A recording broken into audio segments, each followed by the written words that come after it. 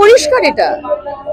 মমতা ব্যানার্জি নিজে হিন্দু, তিনি কথা বলেন সমস্ত ধর্মকে সম্মান দেওয়ার কথা, যে আমাদের পাঠ পড়ান ঝাড়খণ্ডে গিয়ে মসজিদ মন্দির গুরুদুয়ারা চার্চ সবাইকে সম্মান দেওয়া দরকার, জ্ঞান দেন আমাদের। কিন্তু কাজের বেলায় দেখুন, আজকে ওয়াকফ বিল নিয়ে এখানে সমাবেশ হচ্ছে, মাদ্রাসার 5 বছর 7 বছর 8 বছরের বাচ্চা ছেলেগুলোকে নিয়ে এসছে পড়াশুনো ছাড়িয়ে, আর হিন্দু ভাই বোনেদের মারা হচ্ছে, ওই সেটা নিয়ে তো প্রতিবাদ নেই সিদ্দিকুল্লাহ চৌধুরী, ওই সেটা নিয়ে তো প্রতিবাদ নেই ফিরহাদ হাকিম, ওই সেটা নিয়ে তো প্রতিবাদ নেই শওকত মোল্লা।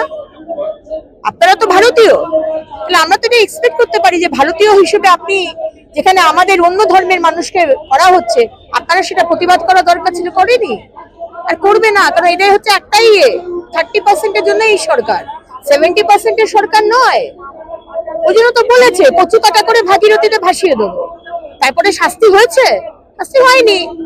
আর সেম লোকটা বলেছে অভিষেক ব্যানার্জিকে উপমুখ্যমন্ত্রী করা হোক, তার জন্য শোকজ হয়েছে। কিন্তু কচু কাটা করা হোক, স্যালাড কাটার মতো কচু কাটা করা হোক হিন্দুদের, তার জন্য কিন্তু কোনো শোকজ হয়। এটা থেকে পুরো পরিষ্কার যে এই মমতা ব্যানার্জি সরকার কি চায়। এখন হচ্ছে হিন্দুদের দেখা দরকার যে তাদের টনক নড়ছে কিনা, তাই না?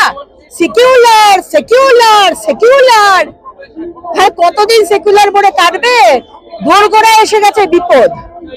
যা বাংলাদেশে হচ্ছে এখানে আর কদিন বাদে হবে, অপেক্ষা।